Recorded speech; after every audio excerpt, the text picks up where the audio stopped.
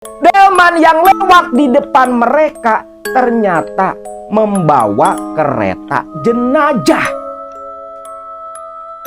lengkap dengan peti mati warna hitam di belakang, dengan kusir berpakaian hitam pula memecut kuda putih yang menarik keretanya. Oni berjalan lunglai. Suryati yang sadar Oni datang langsung menjerit dan memeluk tubuh suaminya. "Kang, si Mamat mati, Kang."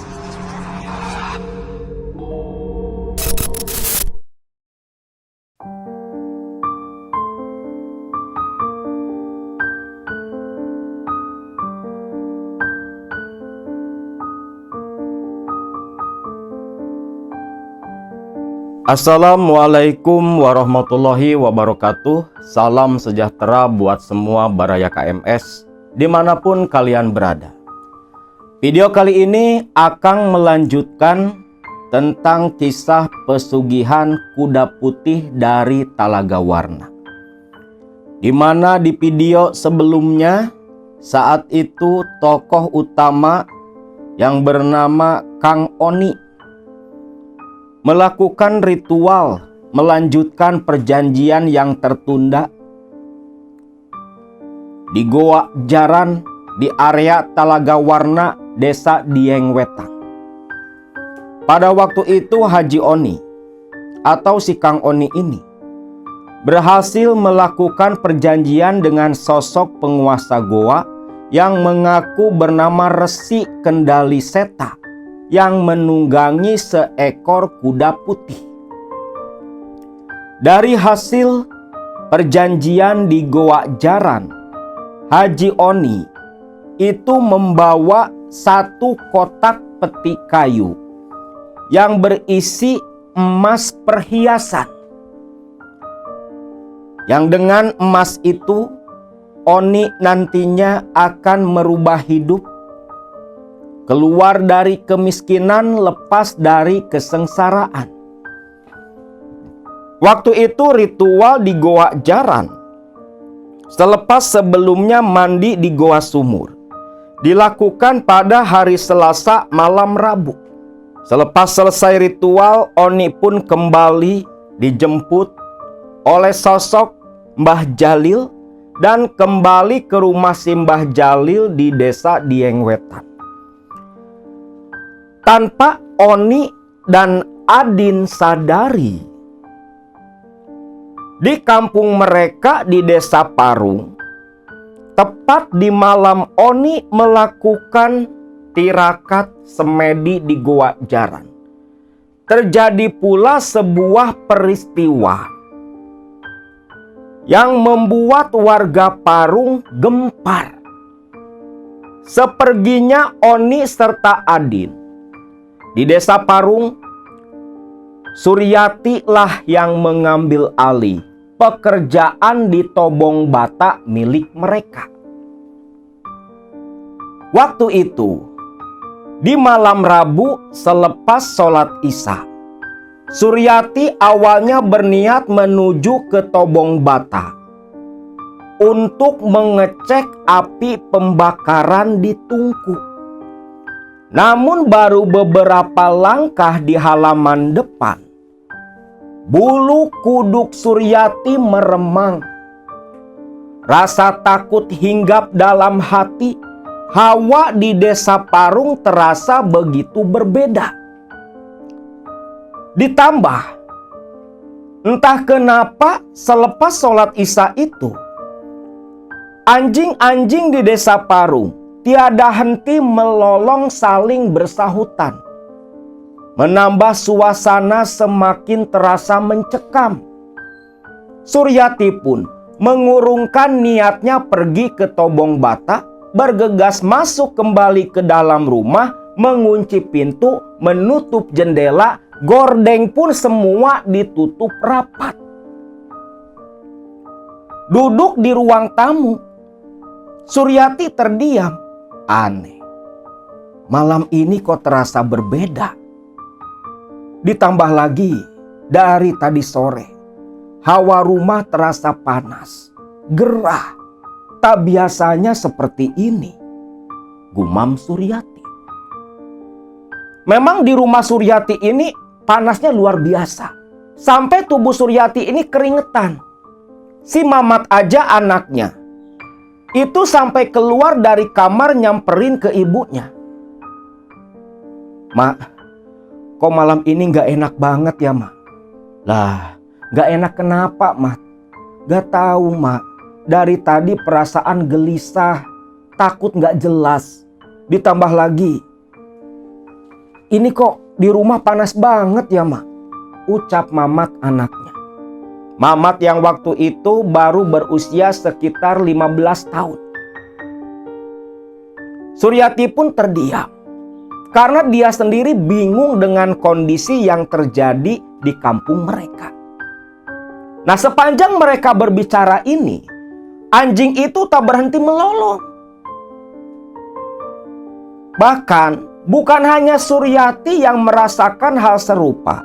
Hampir sebagian warga desa Parung merasakannya pula. Malam itu, tak ada satu orang pun yang keluar rumah. Terlebih yang di rumahnya cuma ada perempuan seperti Suryati dan Bijana, istri dari Kang Adin. Ya udah, kita masuk saja. Tidur saja di dalam kamar. Mak, Mamat takut tidur sendiri, Mak.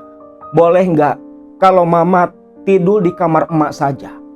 Boleh, nggak apa-apa. Yuk, tidur di kamar emak. Ajak Suryati menggandeng tangan anak semata wayangnya. Masuk ke dalam kamar, pintu Suryati tutup. Mamat pun merebahkan badan sambil dikipasi oleh Suryati. Mereka berdua pun akhirnya tertidur begitu lelap. Namun, tepat sekitar jam 11 malam, Mamat ini terbangun mengeluarkan suara teriakan. Membuat Suryati pun terjaga.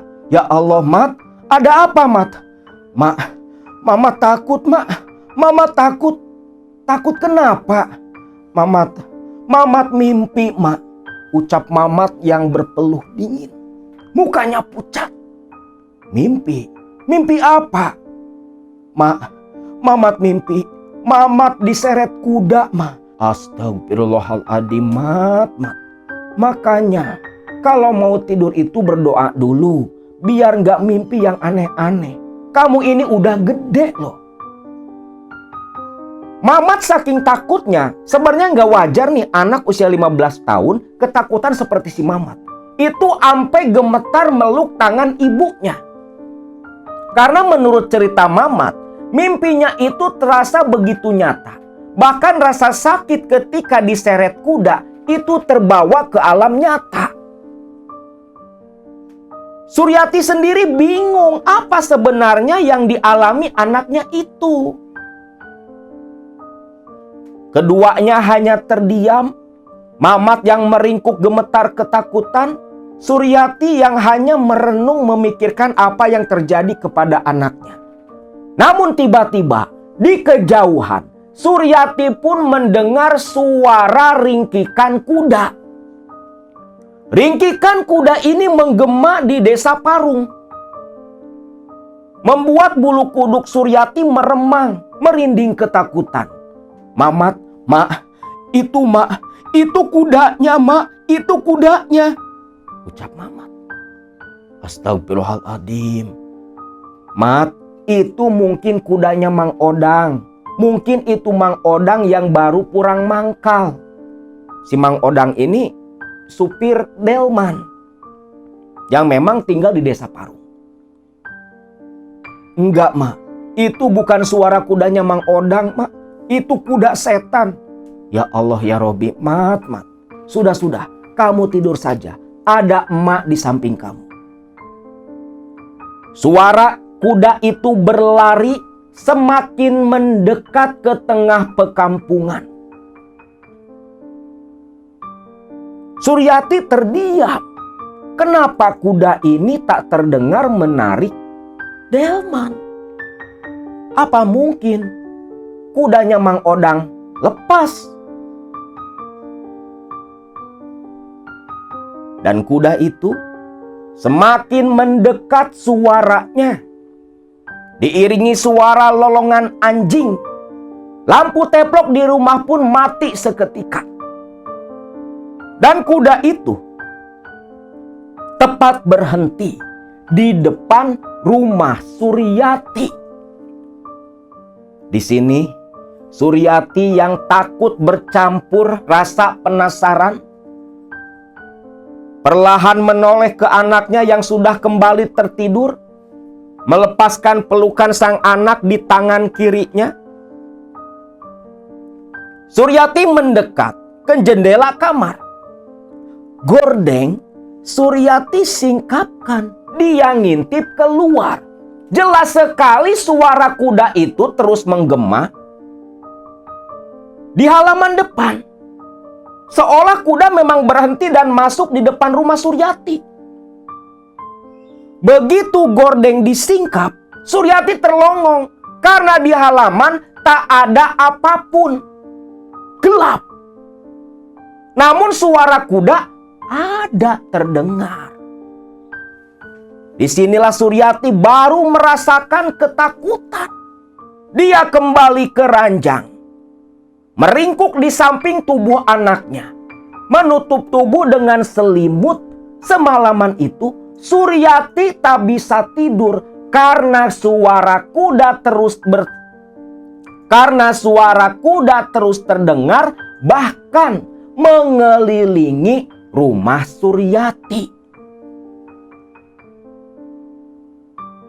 Suara kuda itu baru hilang ketika adzan awal jam 3 dini hari terdengar.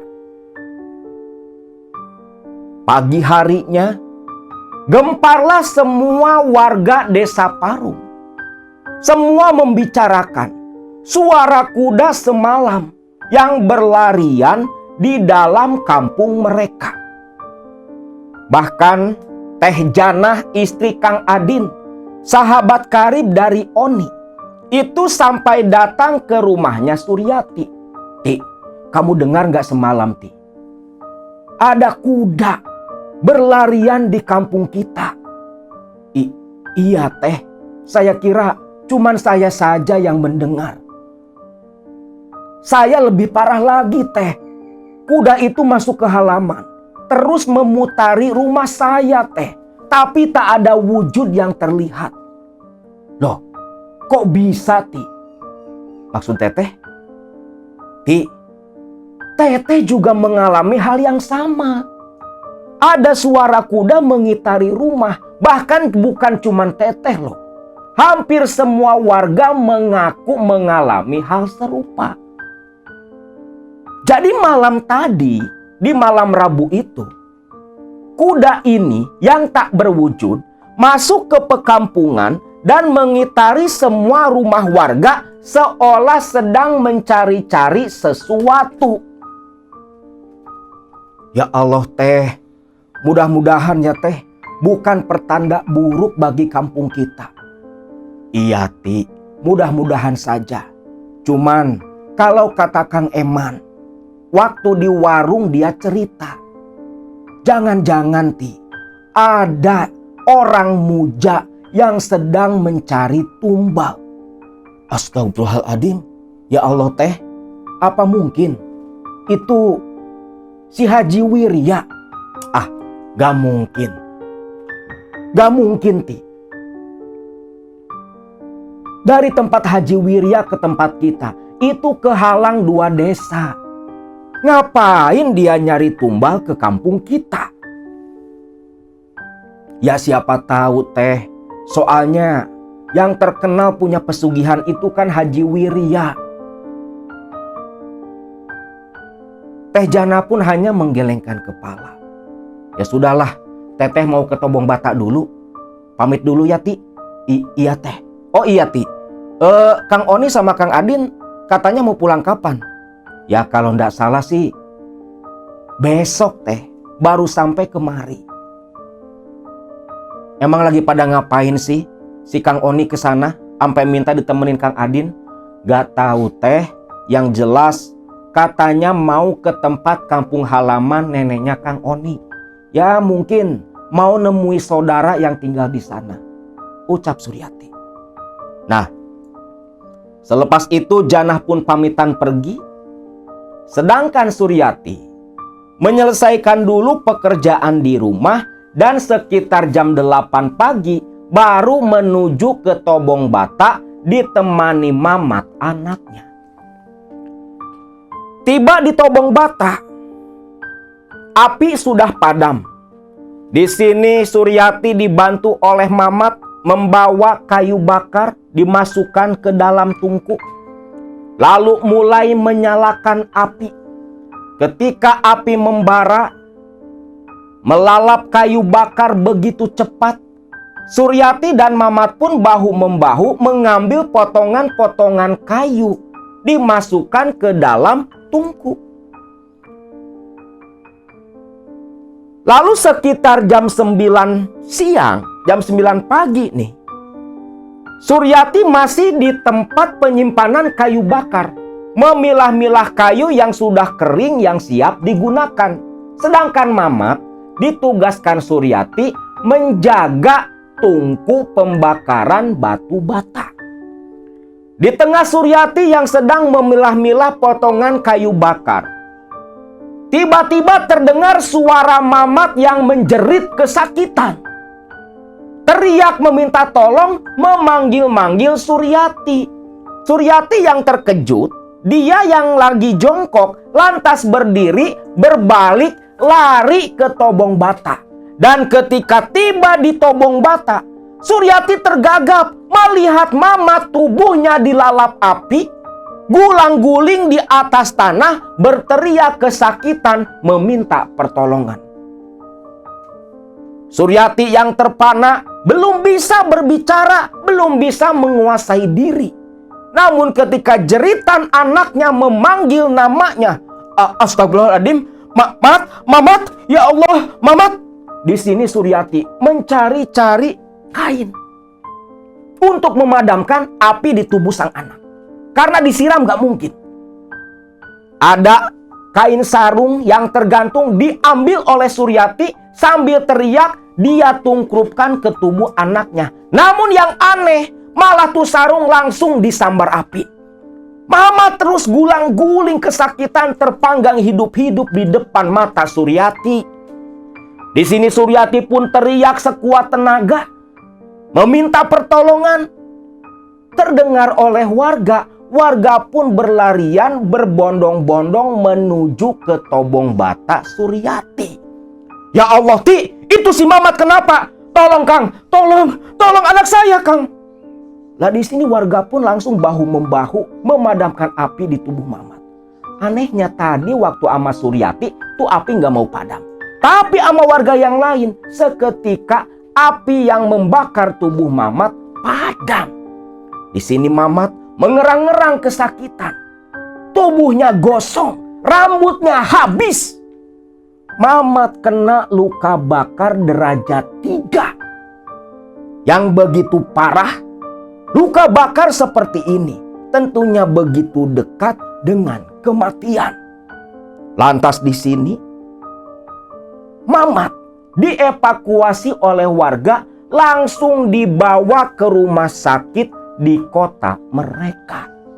Yati yang sepanjang jalan menangis melihat kondisi sang anak ditenangkan oleh Teh Janah. Tiba di rumah sakit, masuk UGD, diperiksa. Lalu Mamat pun dibawa ke ruang perawatan. Tubuh Mamat, sekujur badannya sudah seperti mumi, dibalut perban tanpa ada celah yang terbuka. Hanya bagian bola mata dan lubang hidung yang tak ditutupi kain perban. Mamat di ruang perawatan dalam kondisi koma. Di sini Suryati tak henti-hentinya menangis meratapi apa yang menimpa anak pertamanya itu. Di sini Teh Janah bertanya, "Ti, Kok bisa si Mamat sampai kebakar kayak gini? Teh, si Mamat sepertinya terkena sambaran api dari tungku teh. Soalnya waktu saya lagi misah-misahin kayu bakar, si Mamat ini lagi masukin kayu ke dalam tungku. Ya Allah, Ti, kasihan anakmu itu, Ti. Semoga saja Allah masih memberi dia kesembuhan, ucap Teh Jana. Yati pun hanya mengangguk saja dengan mata yang terus meneteskan air mata, terus menangis. Suara sudah serak. Saking seringnya berteriak, hanya menatap nanar ke tubuh sang anak yang koma di ranjang rumah sakit. Warga satu persatu bergantian datang menjenguk ke rumah sakit saat itu. Semua bersimpati dan turut berduka cita atas apa yang menimpa Mamat. Sampai akhirnya malam itu hanya tersisa mereka berdua di ruang perawatan. Teh Janah dan Suryati bergantian beristirahat menjaga Mamat di sana. Tak terasa malam pun datang. Saat itu sekitar jam 8 malam di ruang perawatan. Teh Janah tertidur lelap di samping Suryati yang masih terjaga. Mereka tidur dan istirahat bergantian, menatap ke arah Mamat dengan impusan di tangan kanan, dengan tubuh yang terbalut oleh perban. Ketika menatap ke tubuh Mamat, bulu kuduk Suryati malah meremang. Rasa takut datang. Ya Allah, ini sebenarnya ada apa? Apa yang sebenarnya menimpa Mamat? Apa mungkin ini semua gara-gara kejadian suara kuda waktu malam itu? Pikir Yati. Yang mengait-ngaitkan suara kuda yang meneror desa Parung dengan anaknya yang paginya langsung dilalap api.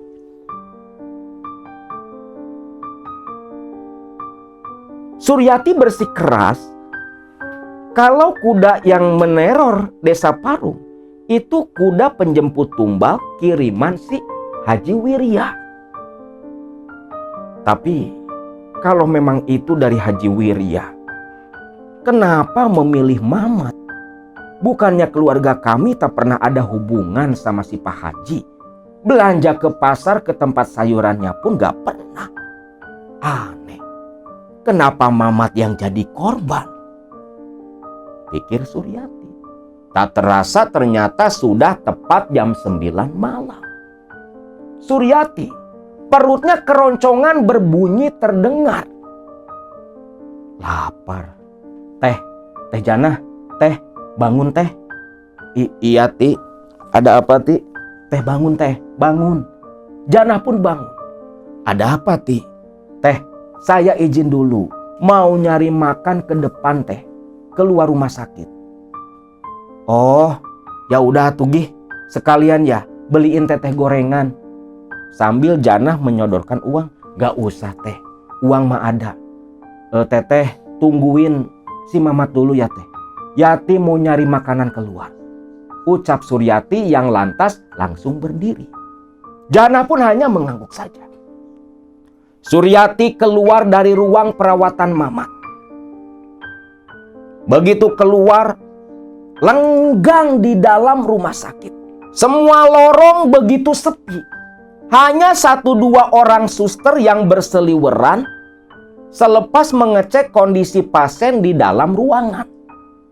Loh, ini orang-orang pada kemana? Pikir Yati. Malah mengerikan suasana yang Yati rasakan. Yati pun berjalan di lorong rumah sakit menuju keluar. Yang sayangnya, jalan keluar ke gerbang rumah sakit di depan dari ruangan Suryati itu melewati kamar mayat. Awalnya Suryati nggak ngeh. Namun ketika berjalan di lorong yang remang-remang, maklum tahun 85-an, itu masih jauh dari penerangan yang terang benderang lah. Lampu ya paling cuma lampu kekuningan. Nah di sini, ketika Suryati sedang berjalan sambil melamun dan menatap plang-plang di depan tiap ruangan. Ketika berbelok ke arah kanan, ruangan yang begitu gelap, tak ada satu orang pun di depan atau belakang Suryati. Loh, kok nggak ada orang? Ucap Suryati. Dan ketika menengok ke samping kiri ruangan di depannya, astagfirullah, ucap Suryati. Melihat plang kamar mayat.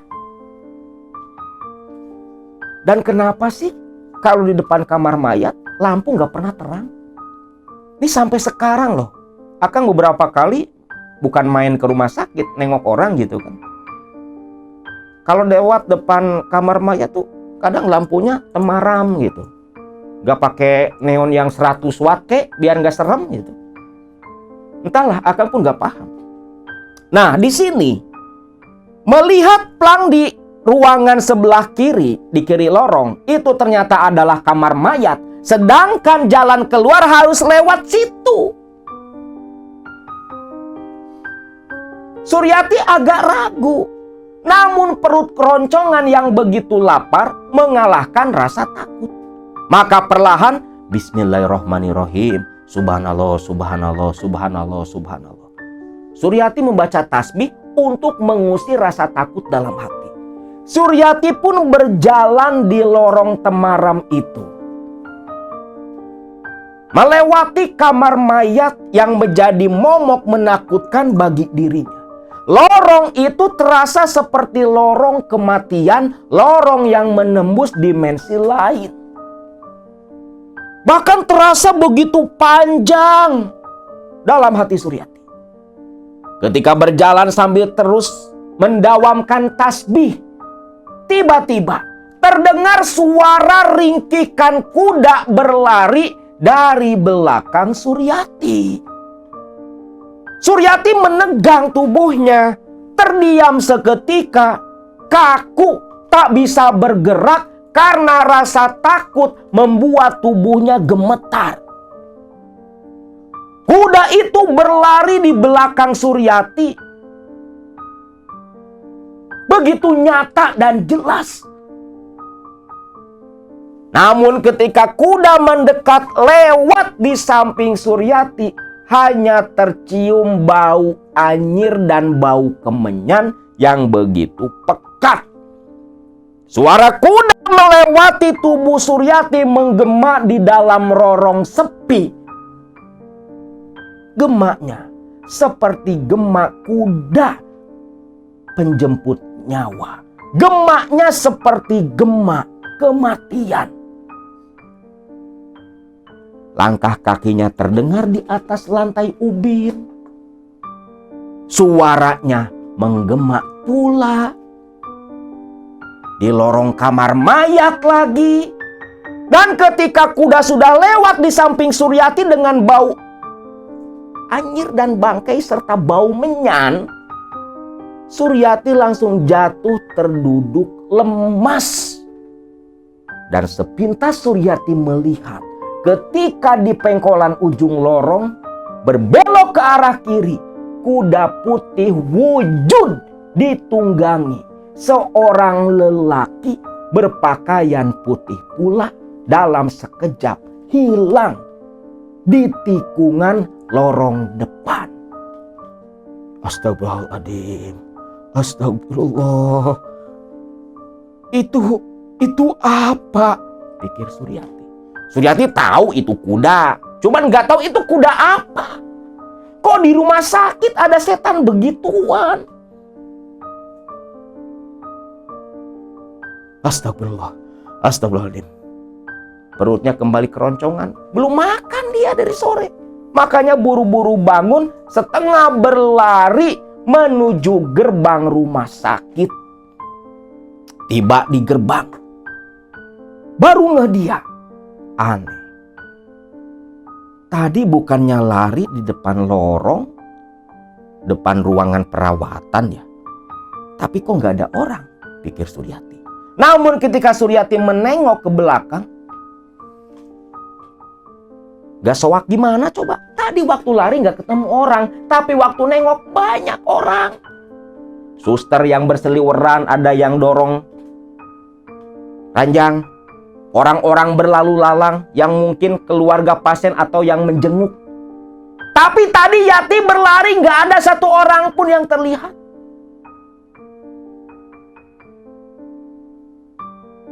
Untung mental si Suryati ini cukup kuat. Gak sampai pingsan dia. Dengan lemas, Suryati pun keluar dari gerbang rumah sakit menuju ke halaman.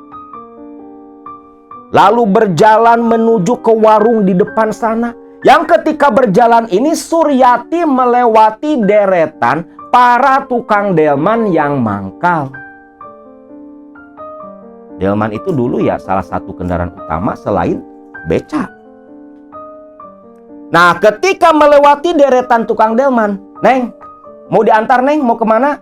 "Enggak Mang, lagi nungguin anak saya, mau nyari makan." "Oh, tak kirain mau pulang Neng," ucap salah satu tukang delman di sana. Ketika melewati deretan tukang delman yang parkir dengan kuda mereka, Suryati tertegun ketika melewati kuda berwarna putih.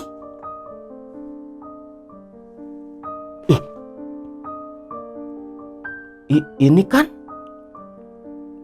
kuda yang tadi, pikir Suryati. Tapi bukan. Loh, kok kayak gitu, pikir Suryati.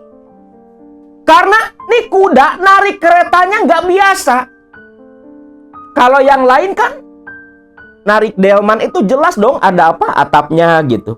Lah ini di belakang kuda putih ini itu nggak kayak delman pada umumnya. Delman tanpa atap.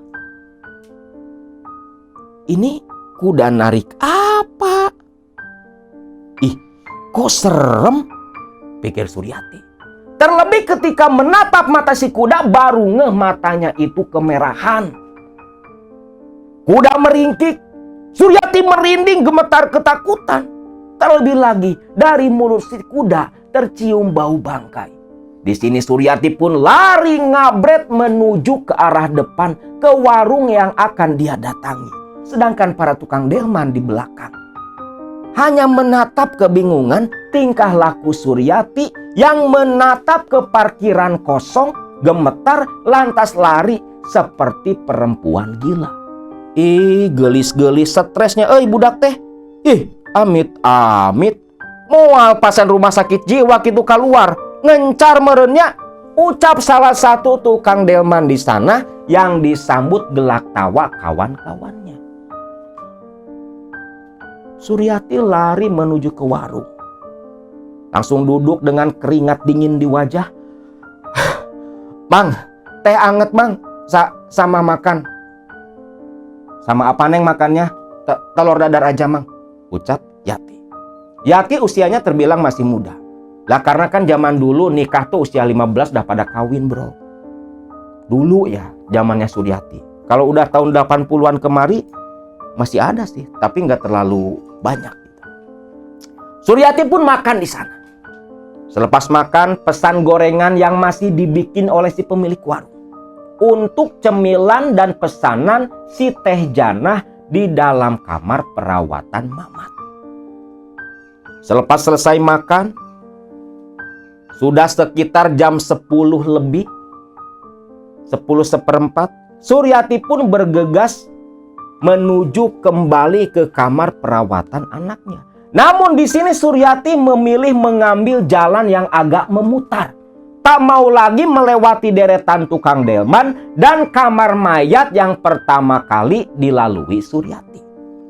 Nah, singkat cerita, tibalah nih Suryati kembali ke ruang perawatan anaknya.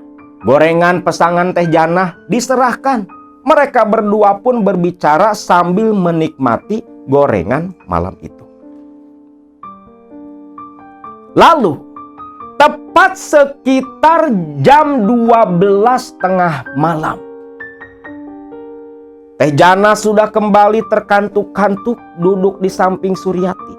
Suryati sudah mulai menguap, namun memaksakan diri terus melek untuk berjaga menemani sang anak yang sedang koma. Di tengah rasa kantuk yang menerpa mereka berdua, tiba-tiba Mamat yang koma, tubuhnya kejang-kejang, ranjang, dijejek, ditendang-tendang. Mamat meronta di atas pembaringan. Sontak rasa kantuk hilang, Suryati dan Jana teriak mendekat ke arah Mamat. "Ti, panggilin dokter, Ti, panggilin dokter. Ini Mamat berusaha ditahan oleh Jana. Meronta-ronta dia, berontak. Suara yang keluar dari mulut Mamat itu hanya erangan." Lalu di sini Suryati lari keluar teriak memanggil suster. Suster pun datang. Tak berselang lama keluar lagi, datang kembali dengan dokter jaga memeriksa kondisi Mamat. Anehnya ketika dokter datang, nih si Mamat berhenti ngeronta-ronta. Hanya memperlihatkan gerakan-gerakan tangan dan kaki yang biasa. "Oh, tenang aja Bu, ini gak kenapa-napa kok. Hal wajar bagi penderita luka bakar derajat 3 yang sedang koma. Mungkin ini gerakan dari alam bawah sadarnya." "Oh gitu ya dok. Tapi bener dok, kondisi anak saya nggak kenapa-napa dok." "Insya Allah anak ibu nggak kenapa-napa," ucap dokter jaga malam itu. Mamat pun kembali tenang, kembali seperti orang yang tertidur. Di sini baru Suryati merasa lega. Maka Jana pun lantas tidur lelap di kursi di ruang perawatan, meninggalkan Suryati sendiri terjaga menunggui anaknya. Kita tinggalkan Yati, Jana, dan Mamat di rumah sakit sekejap. Hari Kamis dini hari, sekitar jam 4, Adin dan Oni sudah tiba di desa Parung. Tentunya jam segitu warga desa Parung sedang tertidur begitu lelap. Suasana desa Parung pun terlihat begitu sepi dan lengang. Ketika memasuki desa mereka, Adin yang menggendong tas besar berisi kotak kayu langsung menyerahkan tasnya itu kepada Oni. Nih, peti harta kamu." Langsung diterima sama Oni. Mereka sudah tiba di persimpangan jalan. "Nih, pamit dulu ya. Gue langsung pulang, kangen sama si Jana sama anak-anak," ucap Adin. Oni pun hanya mengangguk saja. Adin pergi, Oni pun melanjutkan perjalanan menuju ke rumahnya. Ketika berjalan di jalanan desa Parung, lah, ini kampung sepi amat, kalau jam segini udah kayak kampung mati. Tibalah nih si Oni di depan rumahnya, terlihat begitu sepi. Tiba di depan rumah, "Ti, ya Ti, akang pulang nih Ti, buka pintunya dong, ya Ti," sambil ngetok-ngetok pintu. Namun tak ada jawaban dari dalam. Tak berselang lama, adzan subuh terdengar. Kemana si Yati? Oni pun langsung berjalan ke belakang rumah. Kalau pintu belakang memang kuncinya itu cuman slot doang. Bisa diraba dari atas. Pintu dapur terbuka, Oni masuk memanggil istri dan anaknya. Tak ada jawaban. Masuk ke dalam ke kamar, kosong, tak ada siapapun. Udah berangkat ke masjid apa? Pikir Oni. Oni nyangkanya anak istrinya ini udah pada berangkat ke masjid. Karena memang setiap subuh Yati ini sholat berjamaah di masjid bersama Mamat anaknya. Dan sebagian besar warga desa Parung memang seperti itu. Waktu subuh ya pasti pada ke masjid. Walaupun sebagian besar laki-laki Ada yang masih di pinggiran sungai, di tempat pangkalan pasir, ada pula yang di Tobong Batak. Lalu Mamat pun langsung menyimpan peti kayu di kolong ranjang. Tubuh yang gerah lengket dengan keringat, Oni pun langsung bergegas menuju ke kamar mandi di belakang. Mandi mengguyur badan dengan air dingin. Walau menggigil tapi tubuh terasa segar. Selepas itu ke dapur, menanak air membuat segelas kopi. Kopi pun dibawa oleh Oni langsung ke ruang tamu, duduk mengambil sebatang rokok yang langsung dia sulut. Asap rokok mengepul, disertai helaan napas panjang. Di sini, Oni teringat kejadian semalam di perjalanan bersama Adin kawannya. Sekitar jam 8 malam, ketika pulang dari Dieng, dari Wonosobo. Mereka ini kan menumpang sebuah mobil truk dan terpaksa turun di Cilacap. Karena mobil nggak langsung ke daerah Jawa Barat. Rencananya dari Cilacap, Oni dan Adin mau naik bis. Karena sudah malam, mereka pun berjalan kaki berdua di pinggiran jalan. Lalu melihat ada sebuah saung kosong bekas para pedagang. Yang mungkin kalau malam tak diisi. Kayak warung dadakan, warung kopi gitu. Di sini Adin dan Oni pun istirahat di warung itu. Oni istirahat sambil memeluk kantong berisi peti kayu. Begitu pula Adin istirahat pula merebahkan badan di samping Oni. Mereka berdua tertidur begitu lelap. Lalu sekitar jam 10, Oni terbangun. Duduk di samping Adin yang masih lelap tertidur. Oni mengambil botol air di dalam tas. Dia minum, lantas menyulut sebatang rokok. Karena kalau tak salah, biasanya jam 11 malam itu ada mobil bis yang lewat di depan mereka yang mengarah ke Jawa Barat. Ya zaman dulu kan bis itu masih terbatas. Gak kayak zaman sekarang. Ketika sedang duduk merokok,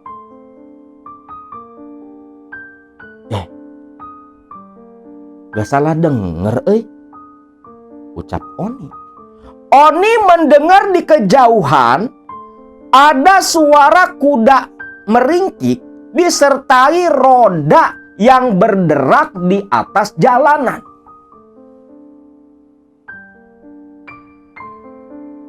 Ada delman, lumayan nih buat numpang, pikir Oni. Din, bangun Din, bangun. Adin pun terbangun. Ada apa nih? Nah, dengar tuh. Ada delman, lumayan kita bisa numpang. Ya masa iya sih? Di sini sepi banget. Mana gelap pinggir hutan. Agak serem loh, Din. Adin pun mengangguk lantas duduk. Namun ditunggu-tunggu, nih kuda nggak datang-datang. Padahal tadi suaranya kenceng. Tak berselang lama, mereka berdua mencium bau menyan, bau kembang, bercampur bau bangke yang begitu menyengat. Oni dan Adin saling pandang. Mereka duduk merapat ketakutan. Mereka paham bau bangke, kemenyan, dan kembang ini baunya setan. Bau setan. Tak berselang lama kembali ringkikan kuda terdengar dan di kejauhan. Nah, nih, itu nih. Itu delmannya nih. Oni pun melongok, betul lah. Di kejauhan ada bayangan delman yang berlari mendekat ke arah mereka. Oni dan Adin turun dari saung dong. Udah langsung berdiri nih, siap mau minta tumpangan. Namun ketika delman mendekat, mereka hanya terdiam melongok, lantas menutup hidung. Delman yang lewat di depan mereka ternyata membawa kereta jenazah. lengkap dengan peti mati warna hitam di belakang, dengan kusir berpakaian hitam pula, memecut kuda putih yang menarik keretanya. Bau bangkai menyan dan kembang ternyata berasal dari peti mati kereta jenazah yang lewat di depan mereka berdua. Di sini Adin dan Oni menutup hidung dan mulut. Tubuh mereka gemetar ketakutan. Dan ketika kereta tepat di depan mereka, si kusir ini sama sekali tak menoleh ke arah Adin ataupun Oni. Hanya terus memacu kuda putih yang terus bersuara melewati mereka berdua, menyisakan gemak suara kuda yang begitu menakutkan kuda penarik kereta kematian. Biasanya memang kereta jenazah yang menarik peti mati itu suka ditarik kuda warna putih atau kuda warna hitam. Walau alam entah apa penyebabnya. Seperti di keraton Solo ataupun Jogja kan ada tuh kereta jenazah yang biasanya ditarik kuda putih atau kuda hitam. Namun umumnya kuda putih. Kalau di keraton ya.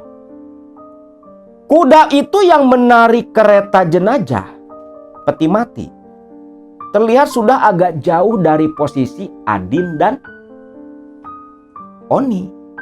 Dan tak berselang lama terdengarlah suara deru mobil di kejauhan.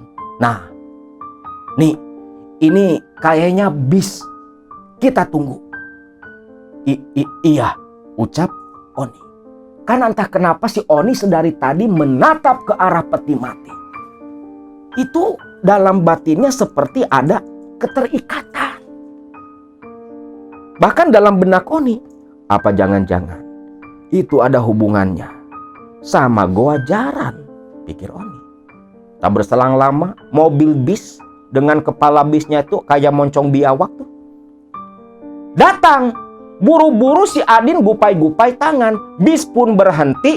Mereka berdua naik ke dalam bis, duduk di kursi.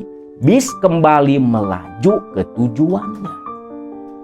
Nah, di sini karena lelah, Adin dan Oni kembali tertidur lelap. Dengan Oni yang memeluk tas berisikan peti. Singkat cerita, tak terasa bis pun sudah mendekati perbatasan Jawa Tengah dan Jawa Barat. Melewati kota Akang tentunya, kota Banjar. Kalau dulu masih masuk wilayah Kabupaten Ciamis. Tahun 80-an ya. Nah, ketika melewati perbatasan, Oni terbangun. Din, gantian dong nih. Kamu yang meluk kantong. Berat, oi. Adin bangun. Bergantian memeluk kantong berisi peti harta. Mereka berdua pun terjaga. Karena paling 1 jaman lagi pun mereka sampai di tujuan, di Desa Parung. Nah, ketika melewati perbatasan Jawa Tengah dan Jawa Barat, si Oni yang duduk di samping jendela menoleh ke samping. Loh, kaget ia. Kuda penarik kereta jenazah, penarik peti mati ada terparkir di perbatasan. Dengan kusir yang tetap duduk diam misterius di kendali kuda. Din. Adin bangun. Apa nih? No. Lihat. Tuh. Sambil nunjuk. Apa? Gak ada apa-apa. Itu di perbatasan ditunggu. Gak ada apa-apa. Udah itu mah cuma patung kuda. Nah, Baraya yang tahu pernah lewat pasti tahulah ada patung kuda tuh di perbatasan Jawa Tengah, Jawa Barat. Yang masuk Kabupaten Cilacap. Ada patung kuda di sana. Itu mah cuman patung. Bukan patung. Udah ngantuk, ucap Adin yang kembali memejamkan mata, memeluk erat tas berisi peti harta. Aneh. Cepetan mobil loh daripada kuda, pikir Oni. Singkat cerita nih, tibalah mereka di desa Parung, di kota tempat mereka tinggal. Mereka turun dari bis. Dan ketika Adin serta Oni berjalan kaki berdua menuju ke kampung mereka di pinggiran kota, yang dilewati oleh sungai Citandu ini, baru mau belok ke desa Parung, mereka berdua tertegun. Kereta yang menarik peti mati yang papasan di Cilacap lewat di samping Adin dan Oni. Begitu kencang nih kuda ngebut, bro. Ya mau lohok dong Adin sama Oni. Tuh kan, tadi di perbatasan, Din. Jangan-jangan itu kereta tumbal, ucap Adin. Oni pun bergidik ngeri, bergegas setengah berlari menuju ke desa Parung tempat tinggal mereka. Oni kembali menghembuskan asap rokok di ruang tamunya. Apa memang ada hubungannya kuda dan kereta peti mati itu dengan Gua Jaran? Dan begitu misterius. Itu pasti kuda siluman yang menjemput tumbal, gumam Oni. Tak terasa ketika menengok ke jam dinding, sudah jam 5:30 pagi. Wih, lama banget tuh si Oni ngelamun. Loh, udah 5:30. Tapi kok si Yati sama Mamat belum juga pulang? Ya memang biasanya kalau di desa Parung, ba'da sholat subuh berjamaah itu pada ngaji anak-anak. Ibu-ibunya pun pada baca Yasin. Agamis lah di sekitar sana. Nah, Oni akhirnya keluar dari rumah berniat nyusul anak istrinya ke musola. Jalan kaki dia. Namun di tengah perjalanan ketemu sama Mang Odang. Lah, nih, gak ke rumah sakit kamu? Rumah sakit? Ngapain, Mang? Saya ini baru pulang dari Dieng, dari Wonosobo. Habis ketemu saudara. Loh, nih, anak istrimu sekarang lagi di rumah sakit. Hah? Ngapain, Mang? Ya Allah. Nih, anak kamu si Mamat kemarin Rabu pagi itu kena sambar api. Tubuhnya kebakar. Sekarang lagi dirawat di rumah sakit. Astagfirullahaladzim. Seketika Oni pun berbalik, lari ke rumahnya, ngambil sepeda ontel. Oni mengayuh sepeda, namun di ujung desa di persimpangan jalan ketemu sama si Adin yang pakai motor. Din, mau kemana? Mau ke rumah sakit. Anak kamu katanya kebakar. Din, bareng Din. Sepeda disimpan, dititipkan ke warga di sana. Oni pun dibonceng Adin, naik motor langsung ke rumah sakit. Tiba di rumah sakit sekitar jam 6 pagi. Di sini Oni pun turun dari motor di parkiran, lari ke resepsionis, ke suster, nanyain ruang tempat anaknya dirawat. Suster mencari berkas, oh di ruang anu Pak. Di sini Oni disertai oleh Adin lari tergesa-gesa menuju ke ruang perawatan Mamat anak Oni. Dan ketika tiba di dekat ruang perawatan, Oni dan Adin tertegun karena mendengar suara jerit tangisan Suryati, istrinya Oni, yang sedang ditenangkan oleh Teh Janah, istri Kang Adin. Oni dan Adin bergegas masuk ke dalam dan seketika Oni terlongong melihat Yati, istrinya, memeluk Mamat yang berbalut perban sudah tak bernyawa. Oni berjalan lunglai. Suryati yang sadar Oni datang langsung menjerit dan memeluk tubuh suaminya. Kang, si Mamat mati, Kang, ucap Suryati sambil menangis. Sedangkan di sini Kang Adin menatap curiga sampai mengernyitkan kening ke arah Oni sahabatnya. Oni jatuh terduduk di kursi di samping ranjang. Tangannya gemetar memegang tangan anaknya yang berbalut perban. Oni pun menangis, menangisi kematian sang anak. Suryati menangis pula.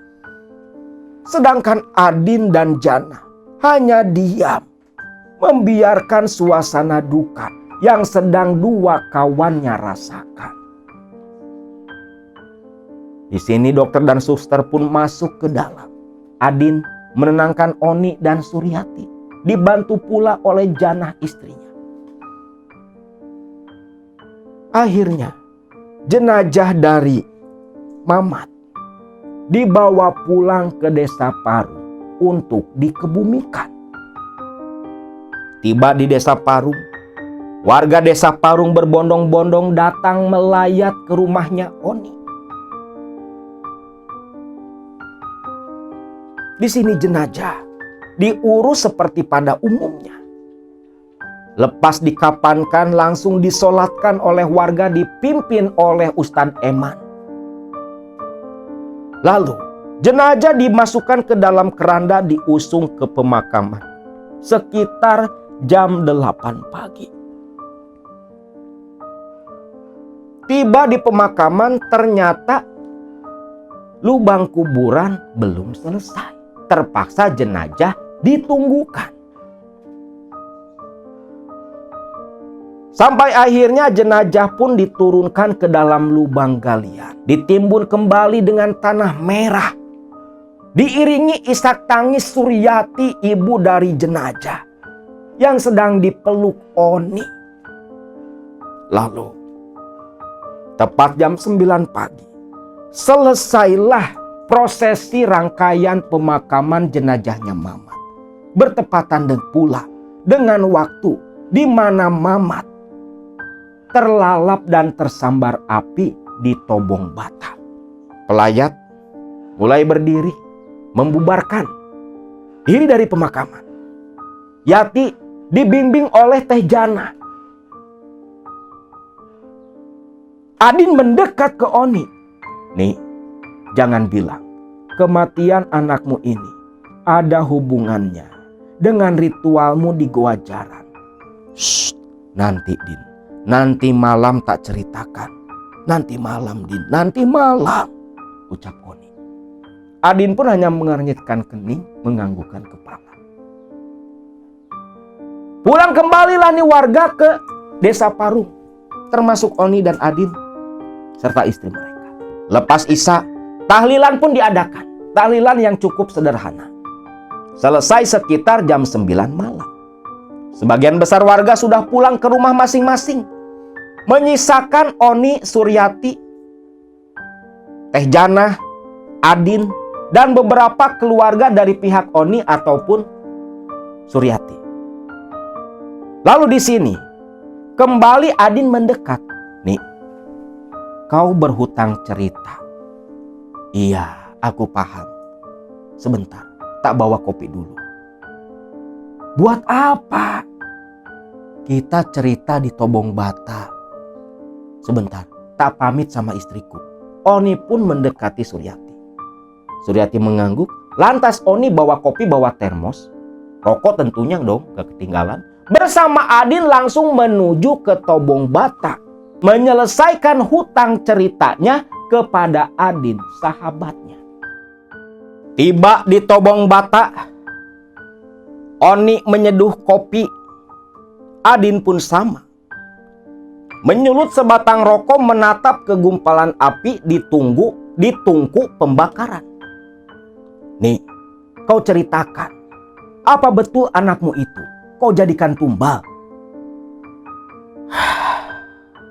Onita lantas menjawab. Dia hembuskan napas, asap rokok dari bibirnya begitu panjang. Begini Din, Oni pun mulai bercerita. Ketika malam Rabu itu, saat Adin tidur menunggu di rumahnya Mbah Jalil, Oni ritual di Goa Sumur dan Goa Jaran. Ketika ritual di Goa Jaran sambil melantunkan mantra, datang seekor kuda putih ditunggangi lelaki tua berpakaian putih seperti resi, yang ternyata adalah penguasa goa Resi Kendali Seta. Ketika turun dari kuda, Resi Kendali Seta berkata, "Akhirnya kau datang juga. Sudah lama kutunggu kedatanganmu untuk menunaikan perjanjian leluhurmu yang tertunda. Kau sebagai pelanjut si Badar, kakekmu itu akan menjadi pelanjut perjanjian saat tirakat di tempat ini di masa lalu. Oni, aku dan kakekmu, aku sudah berjanji akan memberikan harta kekayaan untuk keturunannya, yaitu dirimu, agar lepas dari jerat kemiskinan." Sambil menunjukkan sebuah peti kayu yang isinya emas perhiasan. "Perhiasan ini akan menjadi milikmu. Namun kau harus menandatangani perjanjian darah denganku." Oni mengangguk paham, menganggukkan kepala, pertanda menyanggupi.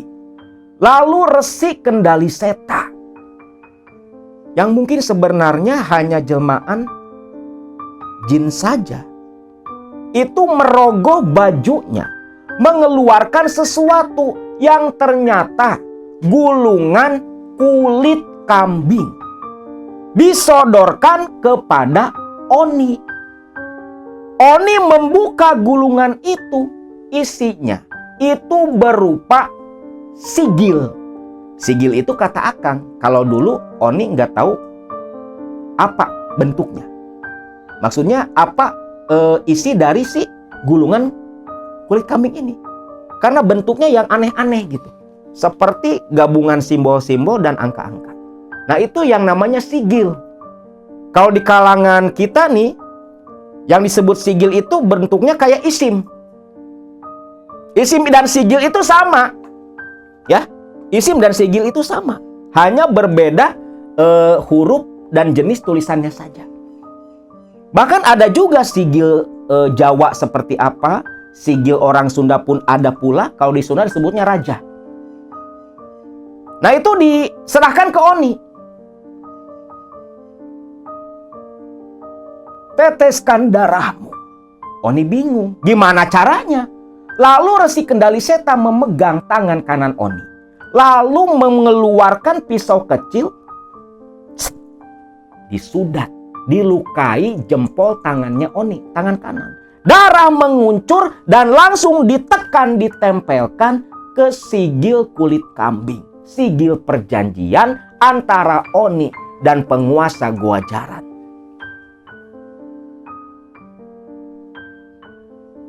Ini loh, gak semua orang tahu, mungkin juru kunci pun gak tahu ya. Karena ini memang Oni hanya melanjutkan perjanjian leluhur yang pernah dulu bertapa di sana. Jadi kalau ada orang yang datang ke sana mau pesugihan, ya kayaknya nggak mungkin dah. Entah ini hanya eksplisit buat Oni, atau memang ada oknum-oknum lain yang melakukan hal serupa. Tapi menurut Akang kalau sekarang nggak mungkin, karena semua gua ini ditutup gembok besi, nggak kayak dulu.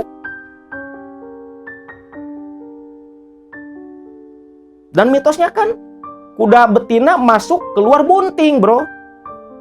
Tapi ya anak itu kan lambang rezeki. Wallahu a'lam bishawab lah. Mungkin ada keterkaitan. Tapi Akang pun nggak berani memastikan. Di sini Akang cuma menyampaikan cerita. Nah, selepas ditekan jempolnya, cap jempol mungkin, cuma tintanya darah Oni sendiri. Selepas itu, gulungan sigil kulit kambing pun diambil kembali Resi Kendali Seta dan dimasukkan ke dalam saku bajunya. Lah, di sini Resi Kendali Seta tertawa. Lantas, dari tas di pelana kuda, Resi Kendali Seta menyodorkan 2 ekor ikan. Ikan gurame. Satu besar, satu kecil. makan dan habiskan salah satu ikan ini. Pilihlah di antara keduanya. Oni terperanjat. Mesti makan ikan gurame mentah-mentah. Cepat, tak ada waktu lagi. Sebentar lagi fajar menyingsing. Aku sudah harus pergi.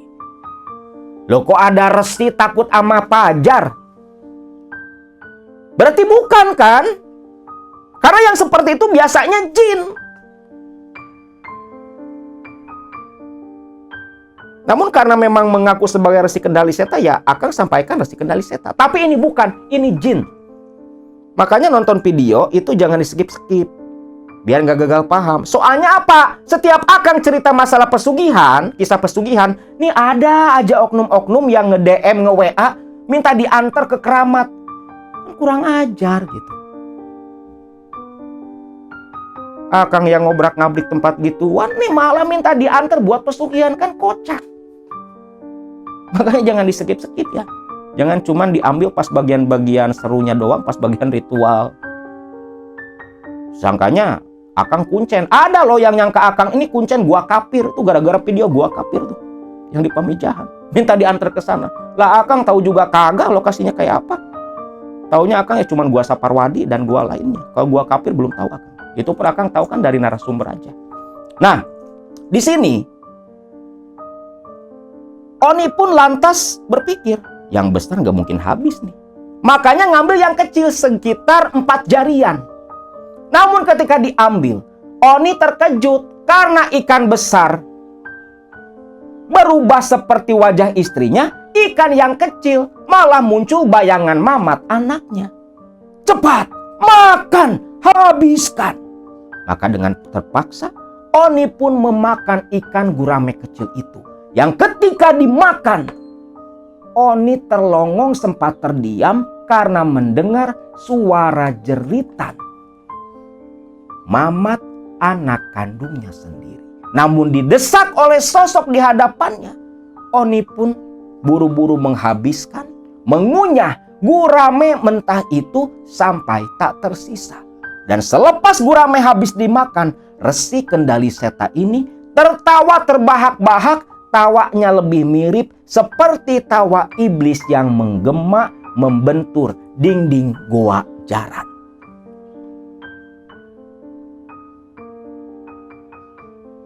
Itulah Din, apa yang sebenarnya terjadi ketika tirakat di goa jaran. Ingat Din, rahasiakan ini semua. Jangan kau ceritakan kepada siapapun selama aku masih hidup. Ucap Oni. Adin hanya menggelengkan kepala. Terserahlah. Itu urusanmu. Itu masalahmu. Aku tak akan ikut campur. Aku pasti tutup mulut nih. Ucap Adin. Oni pun hanya tersenyum. Lalu mereka tengah malam berpisah. Oni pulang ke rumah. Adin menjemput Jana dan pulang juga ke tempat tinggalnya. 2 hari kemudian, Oni datang menemui Adin. Adin diberi bagian emas sekitar 10 gram. Kenapa emas? Hasil pesugihannya. Ya memang rata-rata emas bro. Kalau ada pesugihan yang ngasihnya duit, itu jin pelit. Duit kena inflasi. Kalau emas mah kagak. Makin lama nilainya makin gede. Maka yang pada ikut pesugihan cuma dikasih duit gepokan miliaran, goblok. Dulu mah emas sampai 3-5 kiloan bro. Makanya kalau ada yang ikut pesugihan, lu mintanya emas. Emas gak kena inflasi. Beda sama duit. Makin lama nilainya makin gak menilai. Apalagi zaman sekarang. Lu 100 ribu aja belanja ke warung cuman kresek kecil. Beda zaman dulu. Makanya emas 15 gram yang dikasihkan oleh Oni ke Adin itu nilainya besar. Adin diberi emas oleh Oni sebagai bentuk ucapan terima kasih karena menemani dirinya ke Wonosobo, ke Dieng. Dan sebagai bentuk uang tutup mulut bagi Adin. Lalu di sini bulan demi bulan berlalu. Oni tak gegabah, tak langsung membelanjakan emas miliknya. Perlahan-lahan agar semua terlihat normal. Namun yang jelas pasca kematian anaknya, pasca ritual dari Gua Jaran di area Talaga Warna, Oni merenovasi rumah. Di tahun itu 1985 renovasi rumah. Tobong bata diperbesar. Bahkan ada warga yang menjual tobong batanya dibeli sama Oni. Orderan pun datang mengalir deras seperti air sungai. Sederas sungai Citanduy di musim penghujan. Ramai orderan yang datang ke Oni. Bukan cuman tobong bata yang makin besar. Oni pun membuka pangkalan pasir, menampung pasir hasil tambang sebagian besar warga desa Parung. Dan dari situlah yang awalnya hanya sebagai pemilik tobong bata yang hidup pas-pasan, Oni jadi orang kaya raya di desa Parung hingga akhir kematiannya. Nah, itulah kisah tentang pesugihan kuda putih Talaga Warna. Kisah tentang kuda penarik kereta jenazah, kuda penjemput nyawa.